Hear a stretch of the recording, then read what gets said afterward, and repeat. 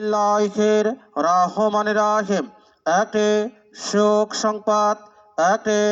শোক সংবাদ বিএনপির চেয়ারপারসন সাবেক প্রধানমন্ত্রী গণতন্ত্রের মা আপসহীন দেশনেত্রী বেগম খালেদা জিয়া আজ ভোর 6 ঘটিকার সময় ঢাকা এভার কেয়ার হাসপাতালে চিকিৎসাধীন অবস্থায় ইন্তেকাল করিয়াছেন।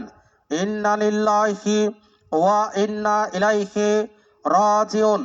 মরহুমার জানাজা আগামীকাল বুধবার দুপুর 2 ঘটিকার সময় ঢাকা মানিক মিয়া এভিনিউয়ে রাষ্ট্রীয় মর্যাদায় অনুষ্ঠিত হবে এবং স্থানীয়ভাবে তেঘরিয়া বাজার কেন্দ্রীয় ঈদগাহ মাঠে আগামীকাল দুপুর 2 ঘটিকার সময় গায়েবানা জানাজা অনুষ্ঠিত হবে।